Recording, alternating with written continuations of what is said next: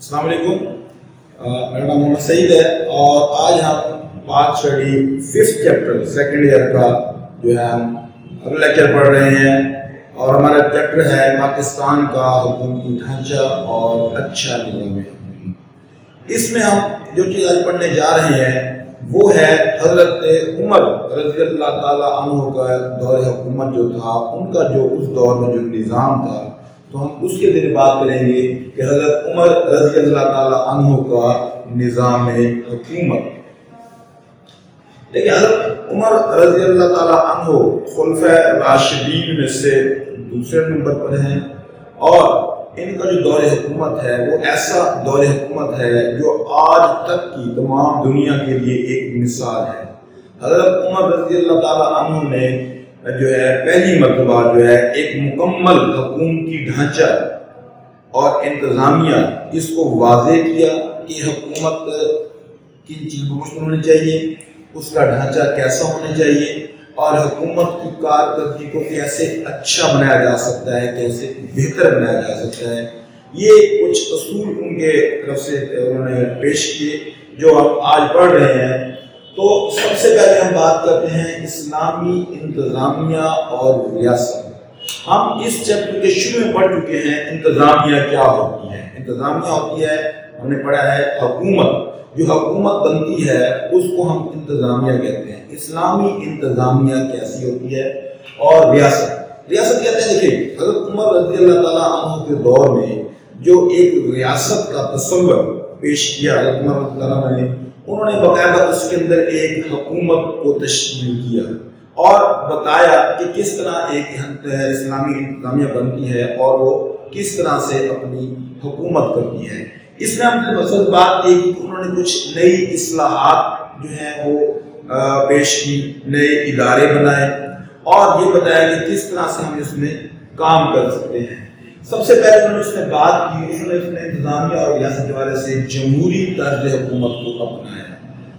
آپ رضی اللہ تعالیٰ عنہ نے صحیح معنوں میں جمہوریت، جو آج جس کو ہم ڈیموکریسی کہتے ہیں، جس کے دعوے دار یورپین ہیں، وہ کہتے ہیں کہ یہ جمہوریت ہونا چاہیے۔ جمہوریت میں کیا ہے کہ عام انسانوں کے جو حقوق ہیں ان کو پورا کرنے کے لیے انہی میں سے لوگ سلیکٹ کیے جائیں، حکومت بنائی جائے، جس کو ہم جمہوریت کہتے ہیں۔ تو حضرت عمر رضی اللہ تعالیٰ عنہ نے جو ہے جمہوریت کی طرز حکومت کو جو ہے اس کی شروعات کی اور انہوں نے کس طرح سے لوگوں کو جو ہے اس میں منتخب کیا۔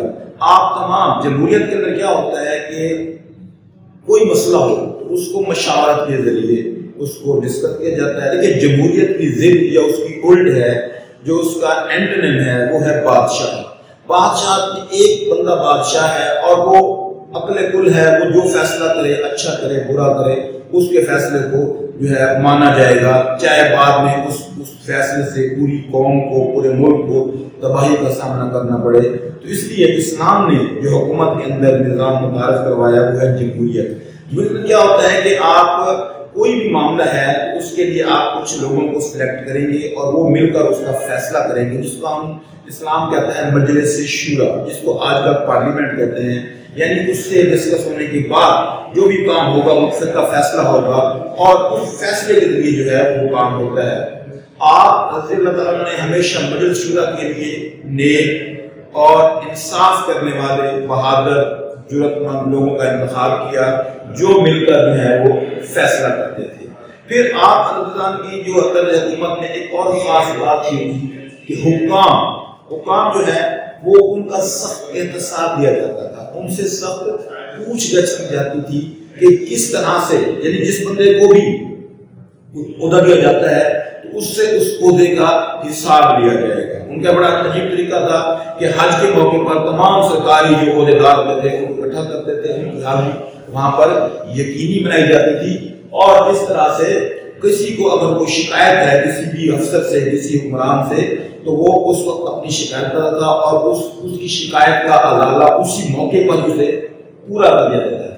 یہ تو تھی تھوڑا ان کا تعارف۔ اب ہم بات کرتے ہیں ون بائی ون کہ ان کے دور حکومت کی جو انتظامیہ ہے اس کی کیا خاص باتیں تھیں، کیا خصوصیات تھیں، وہ ہم دیکھتے ہیں۔ سب سے پہلے آپ نے مجلس شورا کا قیام عمل میں لائے گئے۔ جس طرح ہم پڑھ چکے ہیں پاکستان میں 2 پارلیمنٹ ہیں، قومی اسمبلی اور سینٹ۔ اسی طرح یہ جو قومی اسمبلی اور سینٹ کا جو پاکستان میں اس وقت قانون لاگو ہے، یہ حضرت عمر رضی اللہ تعالیٰ عنہ کے دور حکومت سے اس کا آئیڈیا لیا گیا ہے۔ حضرت عمر رضی اللہ تعالیٰ عنہ نے جو مجلس شورا کا عمل میں لایا گیا، اس میں مجلس شورا جو ہے وہ دو طرز کی تھی، مجلس شورا خاص اور مجلس شورا عام۔ مجلس شورا خاص میں کابینہ کے لوگ ہوتے ہیں جن کو وزارتیں اور عہدے دیے جاتے تھے، اور مجلس شورا عام کے اندر قبائلی لوگ اور عام لوگ اور کس طرح کو ان کو جو ہے ان کو اکٹھا کیا جاتا تھا۔ اس سے تمام جو ہے وہ فیصلے کیے جاتے تھے، اور ان تمام فیصلے مشاورت سے مل جل کر ان فیصلوں کو کیا جاتا تھا۔ پھر اس کے بعد ریاست کی انتظامیہ ڈویژن میں تقسیم۔ آپ نے ریاست کو جو ہے مختلف صوبوں میں 14 صوبوں میں ڈیوائیڈ کر دیا، اور ہر صوبے کا ایک الگ نظام بنایا ہے۔ یہ پاکستان میں جو یہاں پر صوبے اور اس کی انتظامیہ ہے، یہ بھی ہم نے یہاں سے اخذ کی ہوئی ہیں۔ تو انہوں نے کس طرح انہوں نے پوری جتنا علاقہ ان کے کنٹرول میں تھا، اس تمام علاقے کو انہوں نے 14 صوبوں میں ڈیوائیڈ کر دیا۔ اب صوبوں کے اندر باقاعدہ انہوں نے حکومتی ادارے قائم کیے، سرکاری عہدے قائم کیے۔ مثال کے طور پر ہر صوبے میں سرکاری ملازمین، مثلا اس میں ولی ہوتا تھا، ٹھیک ہے جی، جس کو آج کل کے دور میں کہہ سکتے ہیں وہ وہاں کا گورنر تھا، ٹھیک ہے، سب سے بڑا ہوگا جو صوبے کا ہے گورنر یعنی ولی۔ اس کے بعد ہے وہاں پر جناب کاتب۔ کاتب جو ہے آج کل کے دور میں جس طرح صوبے کا جو سیکرٹری ہوتا ہے، چیف سیکرٹری ہوتا ہے، کاتب ہے جی۔ پھر اس کے بعد کاتب الخراج ہے یعنی وزیر خزانہ ہے۔ اس کے بعد صاحب الاحادیث ہے یعنی اطلاعات و نشریات کا متعلق بندہ ہے۔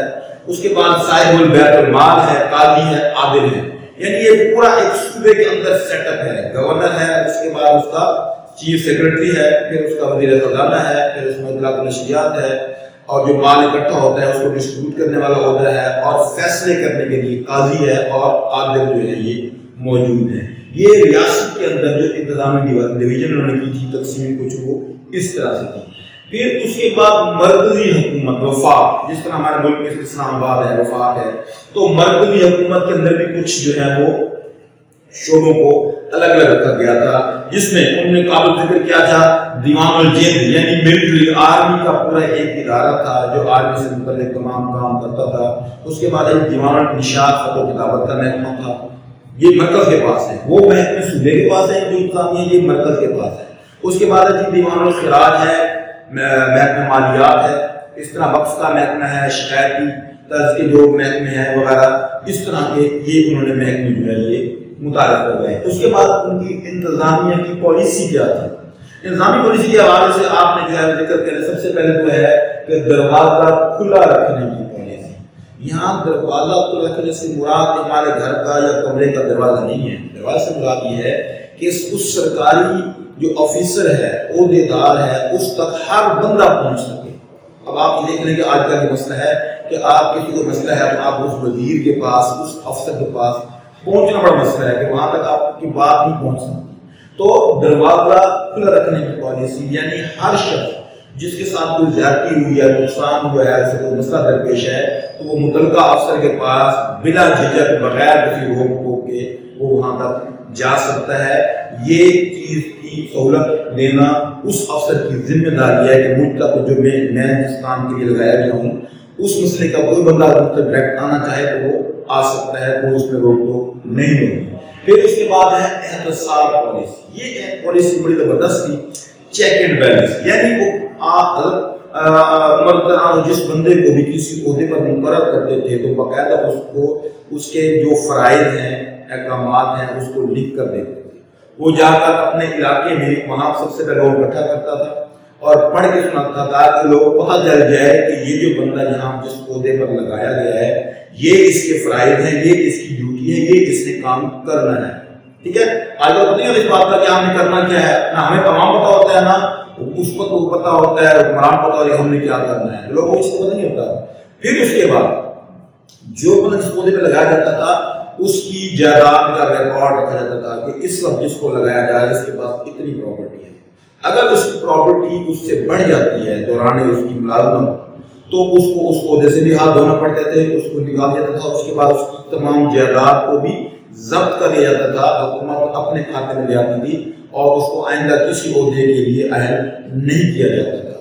اسی طرح ان کے لیے تھا سرکاری جتنے بھی ملازمین تھے ان کے لیے تھا کہ وہ گھوڑا استعمال نہیں کریں، گھوڑے پر سواری نہیں کریں گے، گھر کے باہر کوئی چوکیدار دربان نہیں بٹھائیں گے، قیمتی لباس جو عام عوام نہ پہن سکتی وہ لباس نہیں پہنیں گے، تاکہ انسان کے اندر جو ہے تکبر غرور یہ چیزیں نہ آئے۔